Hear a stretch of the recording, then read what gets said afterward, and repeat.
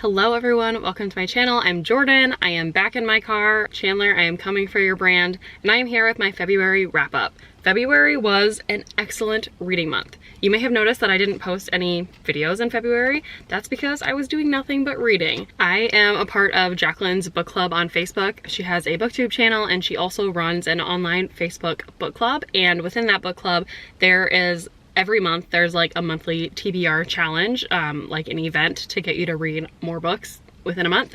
And sometimes they are team challenges, which in February it was. So I was on a team with other readers and we were trying to read as many books as possible and do other fun like games and challenges and things like that to earn points. So I was super motivated to read, and that's what I did. I ended up reading 21 books in February, which is the highest number of books I've ever read in a single month. I think my previous record was like 2 Marches ago. If I'm remembering correctly, I read, I think 15 books, and I smashed that in February in a month that obviously also has fewer days. So I feel very proud of the number of books that I got to. I have never had to wrap up this many books in a video, so I'm gonna try to keep it kind of speedy, kind of short. So if you would like more details on my thoughts of any of these books, I do write reviews on Goodreads for every book that I read. They're not always like super long and in depth, but it's at least something about that specific book. And then also I'm always willing to answer questions if you have like a specific question about a book, or if there are trigger warnings or anything like that.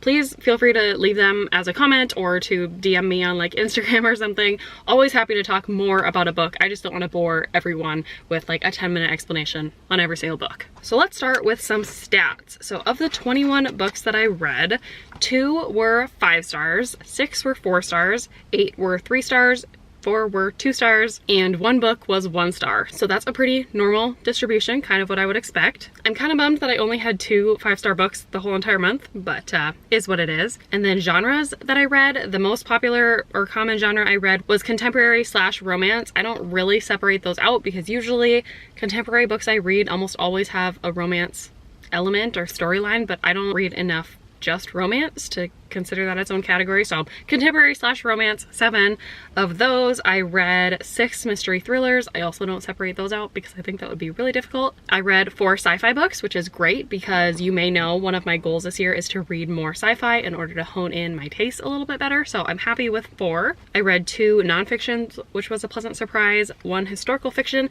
and 1 graphic novel, which is a big surprise, and I will get to that one. And then as far as formats go, 11 of the books that I read are books that I already owned physically and I read primarily physically. 9 were books that I listened to on audio, either through Scribd, Hoopla, or Libro FM. And then 1 was an ebook. I really rarely read ebooks. I've even gotten away from like NetGalley, but the graphic novel that I read this month, I did get through Scribd and it was like an ebook, so I could look at the pictures. So that's the overview of my reading. Now let's get to the books. I was trying to think of how I should structure this video because it's just going to be a lot of books to talk about and I don't really necessarily want to talk just in order of how I read them. So I thought I would group them in different categories of books. You'll see what I mean. So the first 3 books I'm going to talk about I read for a specific video which is not out yet. Again, I did nothing in February except read, so I have the video filmed. I just need to edit it and post it, but it is a reading vlog for the Brown Sisters trilogy. So this is a set of 3 books that each follow a different sister within the Brown family. So the first book we've got Get a Life, Chloe Brown. Second book we've got Take a Hint, Dani Brown. And the third book is Act Your Age, Eve Brown. I will of course have all of my very detailed thoughts on each of the books in that reading vlog, so I won't spend too much time. I will just tell you that the first book I rated 3 stars, second book I rated 4 stars, and the third book I rated 4 stars. And my favorite of the 3 was the second book, Take a Hint, Dani Brown. Okay, the next category of books I want to talk about are books that I would probably have never read if it weren't for this specific TBR challenge. Because we were following reading prompts, I was prompted to read different types of books. So none of these books were ones that I had previously owned or previously had on like my someday TBR or anything like that. I read them specifically for the challenge and some of them were very pleasant surprises. Now that I'm looking at the ratings, I didn't hate any of them. So the first one that I read is The Family Next Door by John Glatt. This is a nonfiction book about the true story of the Turpin family, which is a family where the parents were basically holding the kids hostage. It was 13 kids, all basically locked in their homes, like chained to their beds, rotting in their own filth, starving. So like serious child abuse and child neglect and it was just the story of like how these parents came to be, how they came to do this to their children, and how they eventually escaped. This is a genre of book I very rarely read. I don't really read much nonfiction in general, but much less like stories about abusive families, abusive parents, things like that. I ended up giving it 4 stars. And when I hear other people talk about books like this, I understand what they mean when they say it's hard to rate a story like this, because you can't rate somebody's life. You can't rate the facts that they're telling you about this case and this story. But what we can rate is obviously how the story was told, how it made you feel. I was in shock for most of this book, just wondering how a set of parents could possibly do this to their children. Obviously they are not sane or stable, but there were a few parts of this book that were repetitive, where like we would hear one story and then several chapters later it would kind of tell the same story again, and then it would repeat it again. So that was not my favorite, but overall I had not a great time, but I had a very invested time reading the story and learning about this family. So I gave it 4 stars. The next book I can talk about is the other nonfiction I read this month. So I read My Friend Anna by Rachel DeLoach Williams. This is the story of Anna Delvey as it's told by her best friend, by Anna's best friend. Anna is a con artist, basically a woman who faked her way into becoming a German heiress and convincing everyone around her that she was super rich, and ending up conning people and businesses around her out of millions of dollars. And I loved this book. Again, not something I ever really read. I was not familiar with this story before reading this book. I had seen the like previews for the Netflix like dramatization of the Anna Delvey story, but I didn't know really what it was about until I read this book. I really liked it being from the perspective of the best friend. It made it really kind of believable, I guess, because you're hearing the narrator talk about how she trusted Anna and why she trusted Anna. Even after knowing everything that had happened, she can lay the story out and be like, you would probably go along with it too. Like, you would probably trust her also. Rachel, the main character, ended up being scammed out of almost $70,000 from Anna. So she has a pretty clear stance at the end of, you know, her feelings about Anna, but because it was so entertaining, because I learned a lot, I rated it 5 stars. Another book that I probably would have never read if it weren't for this challenge is called A Game of Cones by Abby Collette. This is a sequel to a cozy mystery called An Ice Cream Parlor Mystery. Long story short, it's about this woman who owns an ice cream shop, and she gets caught up in murders and mysteries in her little small town, and she ends up being the person to like solve the mysteries. Cozy mysteries are definitely not my favorite genre. I don't like amateur people doing detective work. To me, it's just not believable, and it always seems to come together a little too nicely. But this was entertaining enough. My favorite part of this series is the ice cream shop talk, because she does talk about how she like makes the ice cream, how she gets the ingredients, how she prepares her shop to open. I find that part really interesting, which is far from the main point of the book, but fun enough to keep me entertained. So I ended up rating this one 3 stars. I also read 2 young adult contemporary books. The first was Ophelia After All by Raquel Marie, and this is a young adult queer coming of age story about this girl named Ophelia who is in high school, and she's trying to figure out her own sexuality. She's always grown up being like the boy crazy girl, and recently she started having feelings for girls as well, and so she's trying to figure out what that means. This book has excellent diversity. It's a super fun story. It has your very classic high school like countdown to prom plot, where the main character is like trying to figure out their date for prom and the friend group is like preparing for prom. So if you like that in your young adult books, you'll definitely like that in here. And I just appreciated like the diversity, not only sexuality diversity, but also ethnic diversity. I'd highly recommend it, and I rated it 4 stars. And then the second one that I read is Felix Ever After by Kasem Calendar. This is about our main character who is transgender and is also figuring out his own gender and sexual identities. He is a transgender boy, and one day he comes to school and plastered all over his school walls are pictures from him before he had transitioned. So that's obviously super traumatizing for him, and he is trying to get to the bottom of who was responsible for that event, and it goes from there. I rated this one 5 stars. I can't really think of anything that I would have changed about this book. I thought it was a good mix of fun and serious, because it has both of those moments, and for being a young adult book, I feel like that's very important and valuable to have both of those, because I think a lot of us kind of romanticize high school, at least if we had a good experience, but romanticize that time in people's lives when really a lot of people are going through some really tough stuff during those years, and they're trying to figure out who they are. They're trying to figure out how to communicate that to the people around them. And I just thought this book encompassed that really nicely. So 5 stars. And then the last book that I never would have read if it weren't for this TBR challenge is the graphic novel Camp by Kayla Miller. This is a middle grade graphic novel about this girl who goes to summer camp with her best friend, and they have very different experiences. Basically, our main character is all about it. She wants to do all of the activities and meet all the new people and have a bunch of fun. And then her best friend from home is a little bit more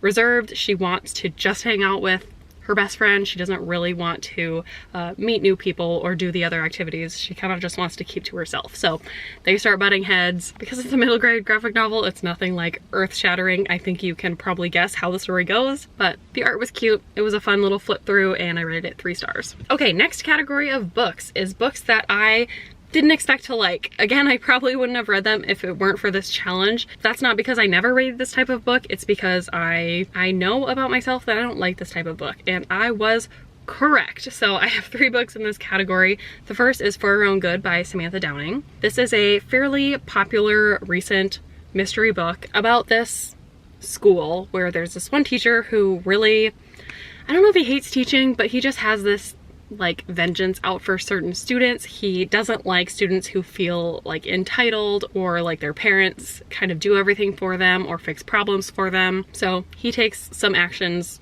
towards making it right, I guess. I don't know. This book was just weird to me. It was very slow, not thrilling at all, which if it's not marketing itself as a thriller, that's fine. It doesn't have to be. But I really disliked our main character. I really disliked all of the other characters. I personally didn't understand the motives of our main character, so it was hard to get in line with what he was doing. Let's see, what else did I write in my review? There were twists throughout the book, but there were so many and they were so jarring that I wasn't sure what was supposed to be a twist and what was just like a weird writing style. I do think people who liked My Lovely Wife, written by the same author, will probably like this book because it has the same like unlikable main character, questionable decisions, slower pace with a lot of dead bodies. I just don't think Samantha Downing is quite the author for me, so I rated this one 2 stars. The next book in this category is The Wife Upstairs by Rachel Hawkins. This is a mystery thriller about this woman who is a dog walker in a really wealthy neighborhood, and she meets this guy who lives in the neighborhood whose wife recently died, and she gets into a relationship with him and then finds out things aren't what they seem. Maybe the wife didn't die under the pretenses that everyone is believing she died from. I absolutely knew that this was a book that I probably wasn't gonna like. That premise sounds terrible to me. I don't like domestic thrillers. I don't like lying, cheating spouses. I don't like rich wives and rich neighborhoods and drama within neighborhoods. The only reason I gave it a chance is because it's written by Rachel Hawkins, who wrote Reckless Girls, which just came out this year, and I loved that book. I gave it 5 stars, so I was like, maybe if someone can get me to like a domestic thriller, it would be Rachel Hawkins, but no, not the case. Unfortunately, this really didn't do much for me, and I gave it 2 stars. And then the last book that I knew I probably wouldn't love and that I didn't love is The Husband's Secret by Leanne Moriarty. This is another domestic thriller. It's called The Husband's Secret, so obviously it's about this wife who finds out that her husband has a secret. The husband basically wrote a letter to his wife that wasn't supposed to be opened until after his death, but she finds it before that, and so she reads it because curiosity gets the better of her, and what she reads in that letter changes everything, so it goes from there. I didn't love the story of this book, which normally, if I don't connect with a book, I'm likely to give it 2 stars because usually I can appreciate that there's something in there that other people would enjoy and it's just not my thing. However, I gave this book 1 star. It's mostly because there was a ton of fat phobia in this book and I don't get it. There's one character in this book who is a woman who used to be really overweight and then she lost a bunch of weight now and now she's considered like beautiful. And that's the type of thing that I can understand one character having that viewpoint and being like, oh, she lost weight, so now all the guys love her and now I hate her, and that character just being a bad person. But we follow many perspectives in this book and every single perspective had something to say about that woman and it was all negative. And the fact that there was no redeeming like person to have a normal point of view about that situation makes me think that it's the author that has that bad take. And even if that's not true, I feel like it's a bad decision to either not put that redeeming point of view in there or just leave that out of the story altogether. It didn't feel necessary to me. I didn't like it, and because of that, I ended up rating the book 1 star. I am very sorry to my friend Marisha if you happen to be watching this.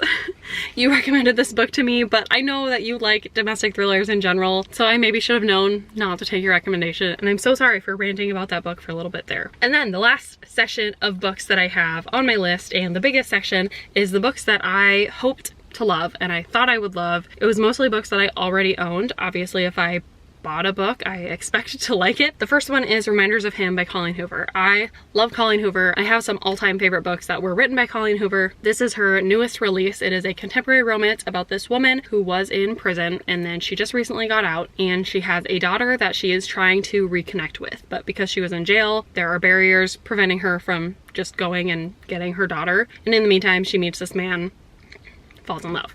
I really loved the mother-daughter aspects of this story. Colleen Hoover does emotion so well, and I think she really also does like the mother-child perspective so well. And as a mother to children and a mother to a daughter, I just really connected to that part of the story. So that was like for sure 5 stars. The romance, however, wasn't my favorite. It was very insta-lovey. It was very just like attraction heavy, if you know what I mean. Like they were together mostly because they were just attracted to each other, not because they had enough time to really get to know each other and form like an actual connection. So that brought that part of the book down, probably like a 3 star. So I guess I brought those together and just landed on a 4-star rating for the book as a whole. Another book that I really enjoyed is Finley Donovan is Killing It by Elle Cosimano. This is a fun kind of mystery thriller book about this woman who is an author and a mom, and she's really struggling in her life. She needs to get her next book written. She's talking to her agent one day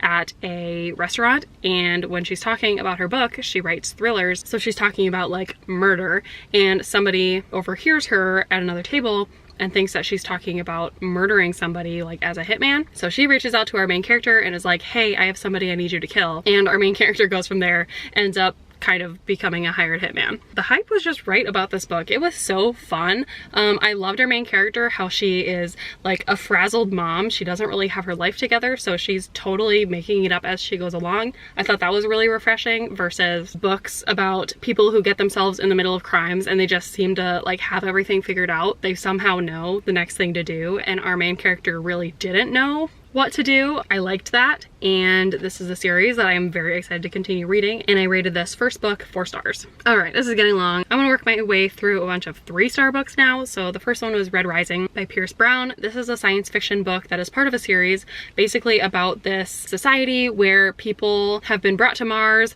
to mine the land to make it livable for humans, and then secrets are revealed that they're just being taken advantage of, and they basically need to like revolt against the government. This was pretty politics heavy. I did like the general premise, and I did like the plot where like our main character is infiltrating like this rich like training school, and so he's trying to get trained kind of as an imposter. That was fun, but the rest of it, I think I'm just growing out of my love for dystopias, and this really was a dystopia at its heart. I'm just not as interested in the politics part of it and like the government versus revolution. I don't know. It didn't live up to my hopes. I know that a lot of people are absolutely in love with this series, and I am very happy for them. It's just not quite my perfect type of sci-fi. Unfortunately, same with The Space Between Worlds by Micaiah Johnson. This is about this world, this universe in which parallel universes have been discovered, and people can actually visit other parallel universes as long as their self in that universe is no longer living. So our main character is considered really valuable in this society because she has died on almost every other world, so she can travel to all the different worlds and like gather information for her home world to improve their world and society. Again, super fun premise. It was just so politics heavy to me. So if you're someone who really does like reading about like fictional politics and like dystopia type politics, I think you would also really like this one. It was just okay for me. I gave it 3 stars. Some other genres, books that aren't sci-fis, I read Lester by Raven Leilani. This is a contemporary book that was kind of interesting. It's about this woman who meets this man and goes on some dates with this man, and she likes him, and she finds out that he is married, but they are in kind of an open relationship, and so she ends up meeting the wife, and the wife ends up being the one to like encourage the relationship, and she gets her involved with like their daughter. So it's this really weird dynamic. I would relate this book to Queenie as well as Such a Fun Age. It kind of felt like actually like a perfect mix between the two. I really liked Such a Fun Age, but I really did not like Queenie, and I think that kind of reflects in my 3-star rating. All right, I also read The Tattoos of Auschwitz by Heather Morris. This is a historical fiction book, but it's based on a true account, so it's a little bit like historical nonfiction kind of also, but it's about this man who is sent to Auschwitz and he becomes the tattooer who tattoos like the numbers onto everyone's bodies that are the identifiers for each person at the camp, and it follows his entire time there. And while he's there, he meets this woman and they fall in love. I have to say that this story is amazing. Obviously, it's worth being told. There's just something about it that still didn't make me love it though, or connect with it. And after reading some reviews, I saw some people say that this book was very just telling what happened to the characters with very information about how they felt about what was happening. Obviously, most of what was happening was super traumatic and devastating and terrible, and yet we didn't really get that from them. And maybe that's because the people in that situation can't let themselves really feel what's happening there, but it was just kind of a weird disconnect of like the story didn't feel as bad as obviously the conditions were. So kind of an interesting one there that I would love to discuss more with other people, but I ended up rating it 3 stars. And then my last 3-star rating is Saving Noah by Lucinda Berry.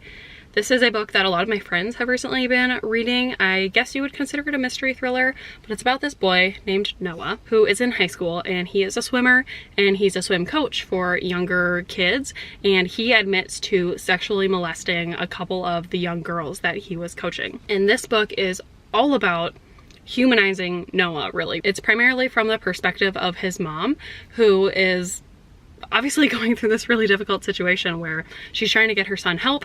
She's trying to get justice for the kids involved, but she's also trying to love her son. And she is just constantly treated as a terrible person for treating Noah like a human, even though he has a lot wrong with him and a lot that needs to be, you know, fixed and therapied and things like that. But it is a very interesting book. It is thought-provoking. It's unlike anything I've ever read before. I wish we would have gotten more from Noah's perspective, and I wish we would have gotten more of like the lead up and the actual incident.